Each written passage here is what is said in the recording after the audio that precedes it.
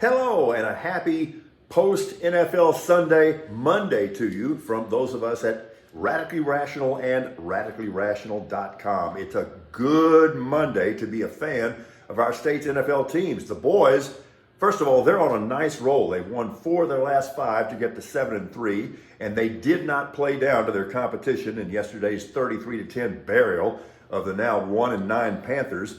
Micah Parsons made life miserable for Bryce Young. Tony Pollard got his first touchdown since way back in week number 1. Dak was clean, and Deron Bland continued his crusade to Canton.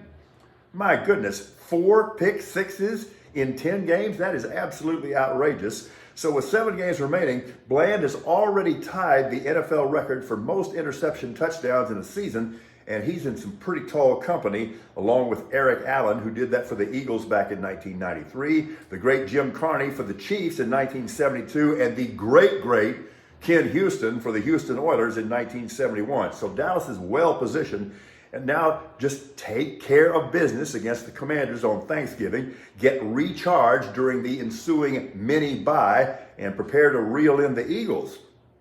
And who knows?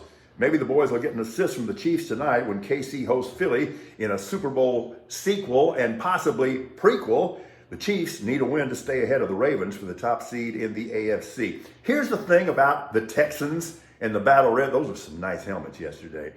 The Texans don't look fluky at all. They just look like a good football team, particularly now that they can run the ball. Devin Singletary is amazing. And because they can play some defense. That has not been popular in Houston for the last several years. Okay, yeah, CJ threw 3 picks yesterday in that win over the Cardinals. The last one was particularly galling because the Texans were in position to ice the game at that point. But did he look phased at all? I don't think so. That guy just doesn't get phased. And he threw for more than 300 yards yesterday for the 3rd consecutive game. So CJ joins Joe Burrow as the only 2 NFL rookie quarterbacks to do that.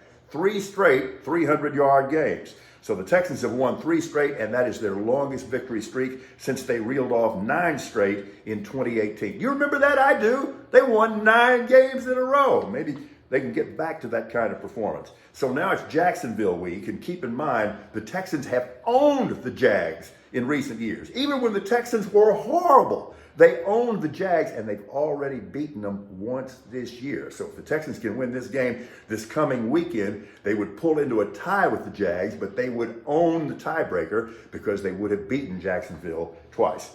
Okay, here's my Sunday lightning round. I've always been kind of ambivalent about Russell Wilson, but after another rough start this season, he has now gotten the Broncos back to 5-5, and that's amazing. And he looked great in guiding Denver to that 10-play, 75-yard game-winning drive to beat the Vikings on Sunday Night Football.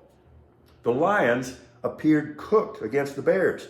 Detroit was down 26-14 with 3 minutes left. Then Jared Goff shook off the 3 INTs that he had thrown earlier and brought his team back to win 31-26. The Lions are 8-2 for the first time since 1962. And oh, by the way, Dan Campbell is a flat-out stud. 4 teams now have separated from the pack in the NFC. The Eagles, the Lions, the Niners, and the Cowboys. Oh, and remember San Francisco's recent 3-game slide? Never mind. Purdy had a perfect passer rating yesterday and threw 3 TDs. So you don't have to really worry about the Niners. Of course, unless you're an opponent of the Niners, then you have something else to worry about. The Chargers are just a mess. No way that team should be 4-6. And Brandon Staley's post-defeat, paranoid, defensive, juvenile rant was just an embarrassment to him and to that organization. There can be no doubt that he has completely lost that team. Jordan Love posted the first 300-yard passing day of his NFL career in getting the Packers past those Bolts 23-20. So let's see if Love can follow that up with another strong performance in Detroit on Turkey Day. I think there's a real chance that the Jets have the worst NFL offense I have ever seen. Zach Wilson did not complete a pass to a wide receiver yesterday in Buffalo.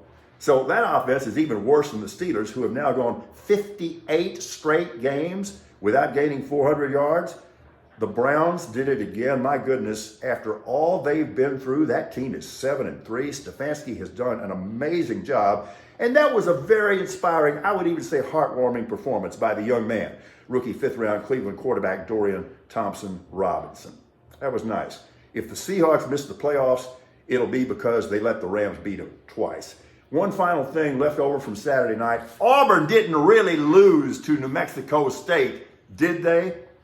And one other note before we send you on your way on what we hope is a good Monday for you.